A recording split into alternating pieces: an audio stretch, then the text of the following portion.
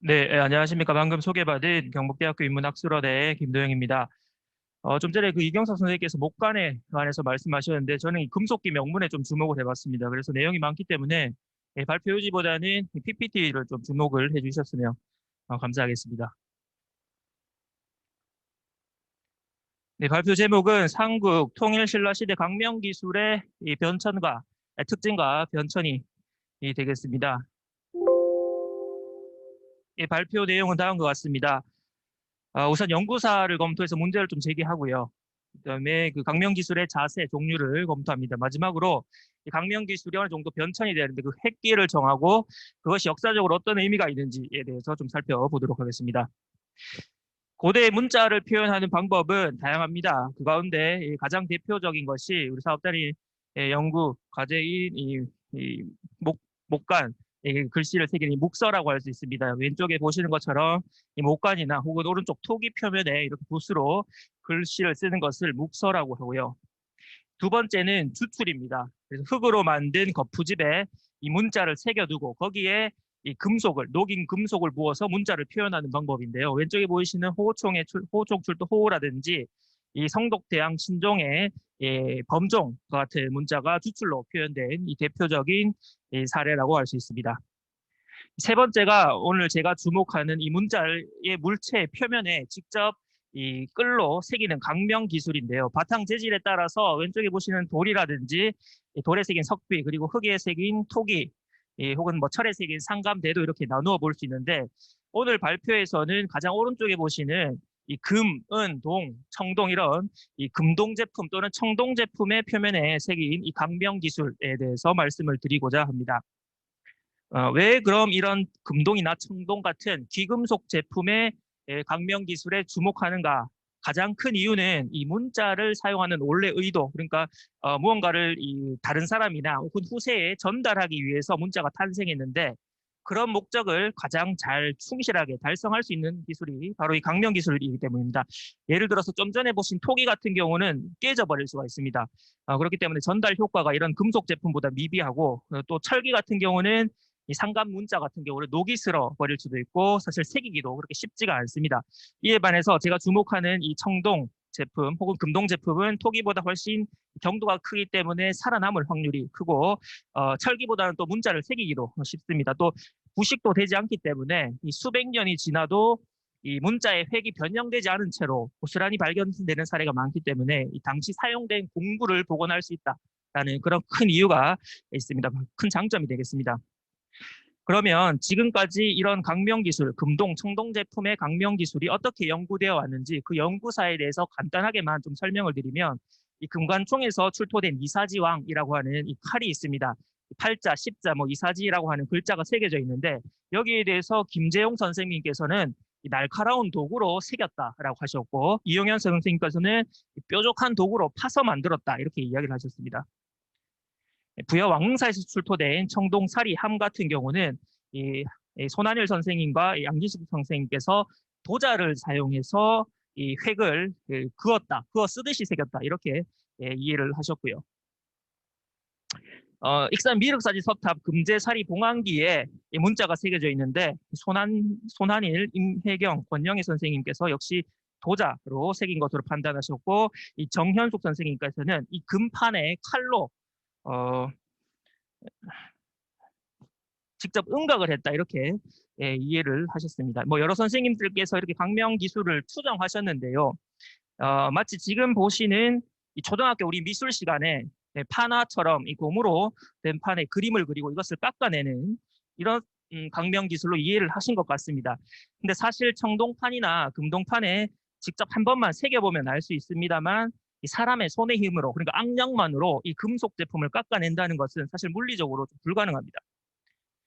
그렇다면 이 실제 과거 사람들이 어떻게 이렇게 새겼는가에 대해서 실제로 그 모습을 좀 살펴보기 위해서 우선 자세 그리고 공구에 대해서 살펴보겠습니다. 왼쪽에 보시는 것처럼 이 문자를 새기기 위해서는 왼손에 이 끌을 쥐고 그다음에 이 끌을 오른손에 쥔 이 작은 망치, 뭐 소돌이라고 하는데요. 이 망치로 연속적으로 내려치면서 새기게 됩니다. 잠시 준비한 영상을 좀 보시겠습니다.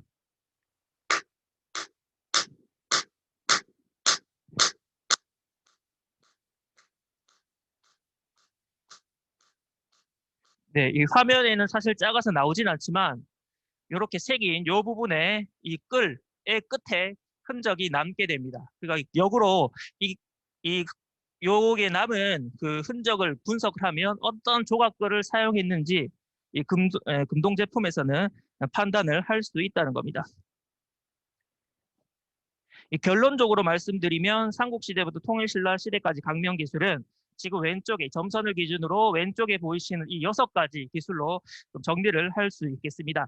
축조, 쌍구체법, 점타, 합인조, 합인조 긁기, 모조라고 해서 아마 처음 들어보시는 분도 많으실 텐데 여기에 대해서는 하나씩 나중에 설명을 드리겠고 지금까지 보고된 통일신라 시대부터 삼국시대부터 통일신라 시대까지 글자가 새겨진 연구 자료들을 모두 모은 표가 되겠습니다. 자료집에는 다 있고요. 지금 여기서는 고구려, 신라, 백제 신라만 일단 표시를 해두었습니다. 그럼 대표적으로 아까 6가지 강명 기술에 대해서 하나씩 살펴보겠는데요. 첫 번째가 이 축조라고 하는 기술입니다. 이 끌이 마치 지붕처럼 이렇게 생겼고요. 이 거꾸로 해서 이렇게 대각 비스듬하게 세운 다음에 이 끌을 좀 전에 보신 영상처럼 이렇게 때리면 이 삼각형의 끌 흔적이 남게 됩니다. 이렇게 연속적으로 때리면서 삼각형이 이어지면서 마치 하나의 선처럼 표현되는 걸 이 축조라고 합니다. 이 대표적으로 경주 흥남대청 북분에서 출토된 금동제 장식 금구가 있는데요. 용도는 알 수 없습니다. 이 금동판 요 부분에 요 뒷면이 여기 이런 글자가 새겨져 있습니다. 글자는 알아보기 쉽게 하기 위해서 박물관 측에서 그 사이에 백묵으로 넣어놨는데 그 흔적을 보면 삼각글의 흔적이 확인되기 때문에 이 축조라는 기법이 사용된 것을 알 수가 있습니다. 연대는 5세기 후엽입니다. 황호동 16호분에서 출토된 청동 초두의 손잡이입니다. 여기에 글자가 새겨져 있는데요. 고흥덕이라는 글자가 새겨져 있습니다. 가운데 덕자를 표시한 거고요. 덕자의 획을 빨갛게 표시해서 확대한 모습입니다. 이 삼각형의 흔적이 역시 백목이 들어서 조금 알아보기 어렵지만 이렇게 흔적이 남아있어서 역시 축조라는 축조 기법이라는 것을 알 수가 있습니다. 다음 쌍구체법인데요. 좀 전에 보신 공구와 공구는 똑같습니다. 이 보시면 모식도라든지 사진은 똑같은데 차이는 이 문자의 윤곽을 새겼다는 겁니다. 황용사 찰주봉기인데요. 붓으로 글씨를 쓰고 그 붓 획의 윤곽을 따라서 축조로 새겼습니다. 창림사지 3층 석탑의 정탑 원기인데요. 연대는 9색이고요. 동판에 글자가 많이 새겨져 있는데 이 획을 확대한 사진이 오른쪽이 되겠습니다. 이 2개가 있기 때문에 쌍으로 구가 있다고 해서 쌍구체법이라고 하고 그 획을 확대하면 역시 마찬가지로 이렇게 삼각형의 흔적이 있다는 것을 확인을 할 수가 있습니다. 원주 흥법사지 염고 화상탑지인데요. 마찬가지로 획의 윤곽을 축조로 새긴 쌍구체법이라는 것을 잘 알 수가 있고요. 다음 점타입니다. 마치 송곳과 같은 끌을 연속으로 새겨서 문자의 획을 표현하는 강명 기술입니다. 이 가문사지 청동 숟가락에 우청이라고 하는 문자가 새겨져 있는데 문자의 획을 확대해 보면 우자입니다. 획을 하나하나 점으로 찍어서 표현을 했습니다.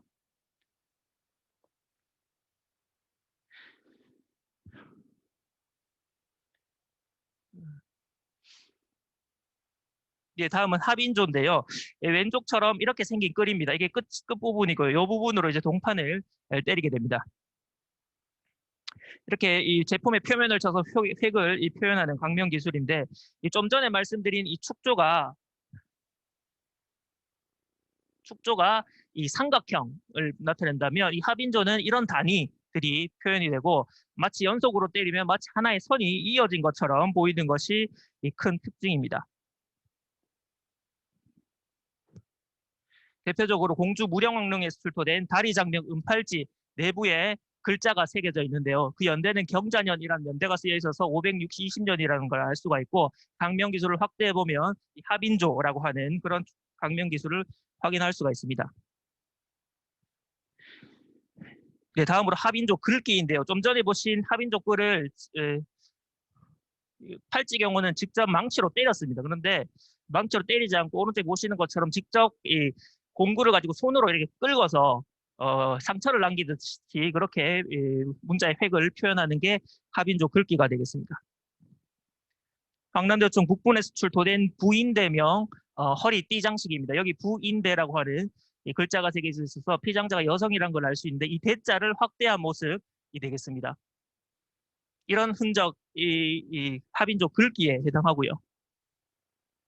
금관 쪽에서 출토된 이 팔자, 십자 역시 같은 기법으로 새겨진 것으로 생각이 됩니다. 서봉청 은합 연대에 대해서는 451년설이 가장 많고 역시 마찬가지로 연수명으로 시작하는 그 강명기술은 합인조 글귀 손으로 이렇게 긁은 것으로 생각이 됩니다. 네, 마지막으로 모조라고 하는 기술인데요. 이 금속 가공이라는 측면에서 생각을 하면 지금까지 제가 설명드린 이 5가지 강명 기술이 소성 가공에 해당합니다. 근데 이 모조는 금속판의 일부를 깎아내는 것이 가장 큰 특징입니다. 보시면 이 찌꺼기가 이렇게 나오는 것이 특징이고요. 이 끌을 어떻게 만드는지 제작 과정과 끌의 생김새는 이렇습니다. 사실 절삭 가공이 왜 중요한가에 대해서는 이 발표 시간이 좀 부족하기 때문에 말씀드리지는 않겠습니다만 어쨌든 좋은 철과 좋은 열 처리가 있어야만 금속을 깎아낼 수 있다는 이런 특징적인 강명 기술이 되겠습니다. 실제로 복원 실험의 모습인데요. 여기 이렇게 금속을 깎아내고요. 획을 자세히 확대해서 보시면 깎아냈기 때문에 한번 칠 때마다 이 망치를 때린 흔적들이 이렇게 다 남는 게 특징입니다. 뿐만 아니라 이 획의 비척이라고 해서 획의 굵기를 표현할 수 있는 것도 이 모조의 특징이라고 할 수 있습니다. 예, 대표적으로 부여 왕흥사지 출토된 청동사리 외함, 연대는 577년이고요. 정유년의 유자인데요. 이 획을 자세히 보시면 굵기가 표현되어 있고 획의 내부에 이 망치를 한번 때렸을 때 남는 그런 흔적들까지 자세히 확인할 수가 있습니다. 이런 부분이 되겠습니다.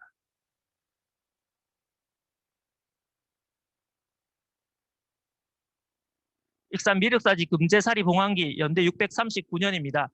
글자 창자를 확대해 봤는데요. 역시 여기 이런 부분에서 이 망치의 흔적을 확실히 확인할 수 있어서 이 모조라는 것을 알 수가 있습니다. 뿐만 아니라 영가 7년명 금동열의 입상이라든지 이 부여 부소산성에 출토된 정지연면 불상에서 모두 이 모조 기법을 확인할 수가 있고 이 경주 월지에서 금동 대접에서 이 바닥에 구자가 새겨져 있는데 이 구자 역시 이 모조라고 하는 기법으로 새겨진 것을 알 수가 있습니다.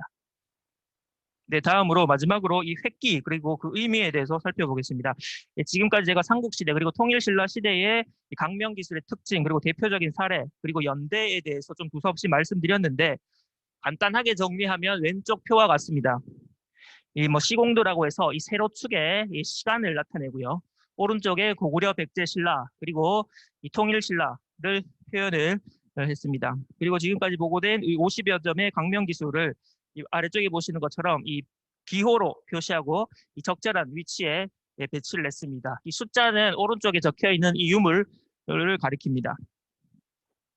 이렇게 정리하고 나면 크게 강명 기술을 약 4가지 정도로 설정을 할 수 있을 것 같은데 이 첫 번째가 이 4세기 말에서 5세기 때로 이 고구려와 신라, 특히 신라를 중심으로 이 합인조 글귀라고 하는 보시면 요런 합인조 글귀라고 하는 강명 기술이 많이 확인되는 거고요.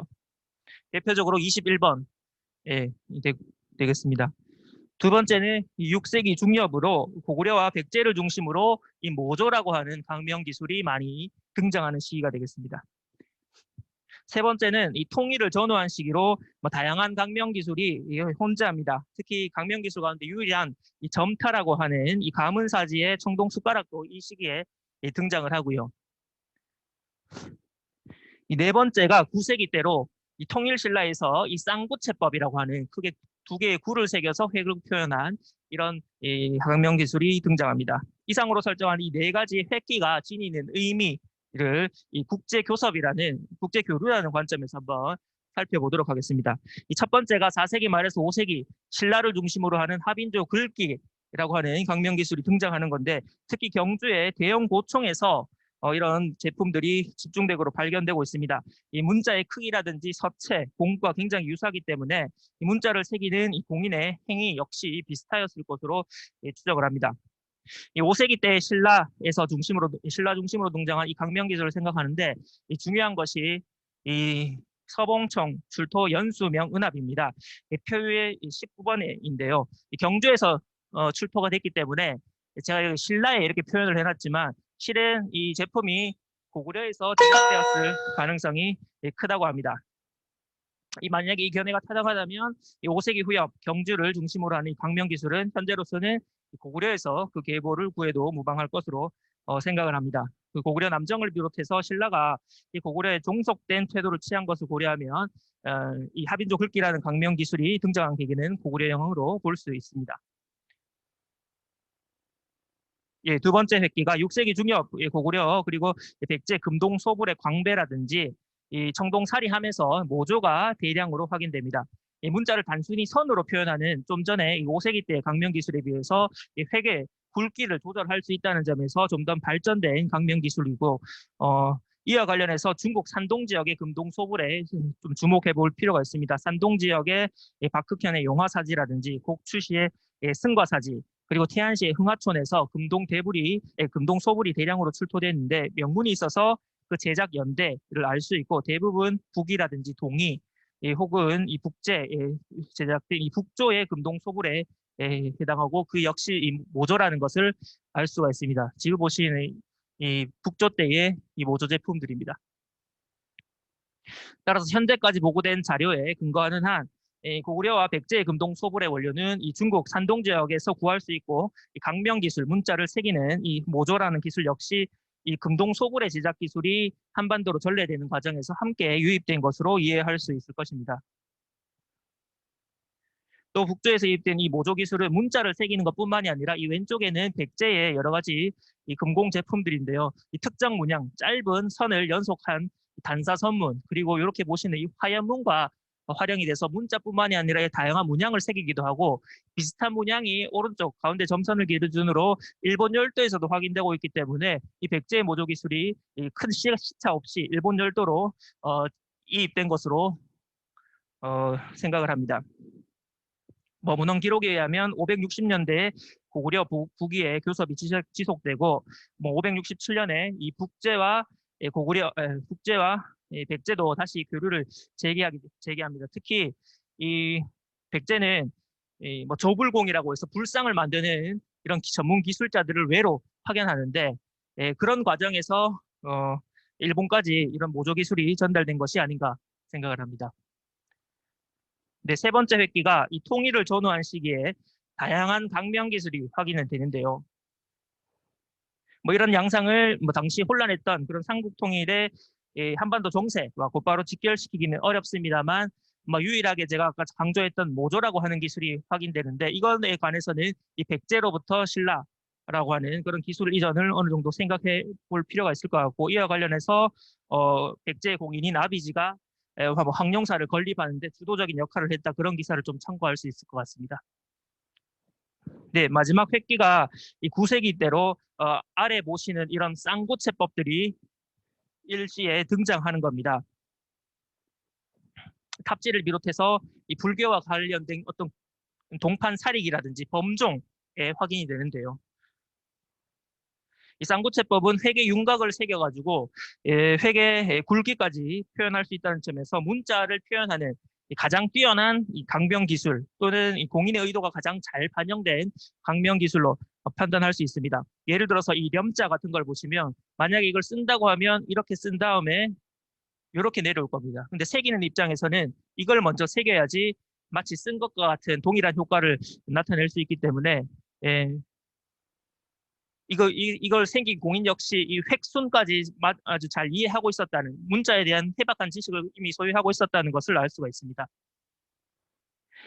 쌍구차법의 원료와 관련해서는 당대 금속 공예품에 주목할 필요가 있는데 이 당대에는 이 명가의 작품을 남기기 위해서 투명한 종이 위에 윤곽을 그대로 따라 그리는 이 공심자서법이라고 해서 보시는 이 1번과 같습니다. 이런 서법이 유행을 했습니다.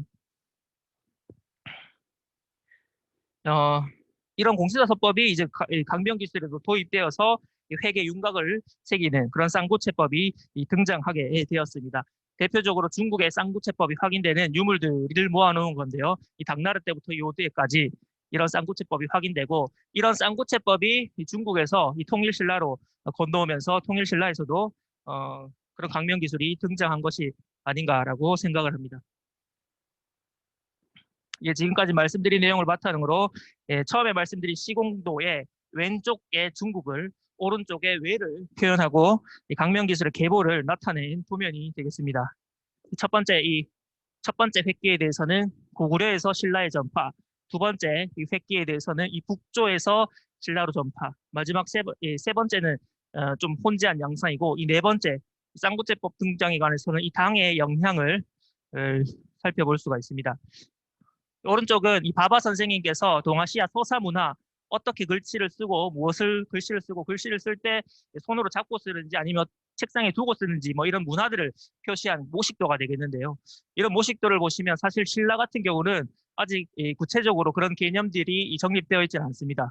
제가 주목한 이 강명 기술에 주목한다면 좀 더 구체적인 복원도 가능할 것 같고요.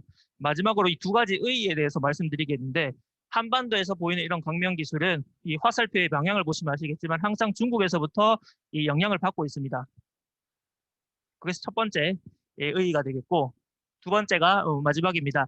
이 글자를 새기는 강명 기술은 결국 붉글씨를 이 붉글씨처럼 표현하는 방법으로 발전했다는 겁니다. 5세기 때의 글자, 7세기 때의 글자, 9세기 때의 글자인데 처음에는 이 획을 이 선으로 표시하다가 선에 굵기 표시를 하고요.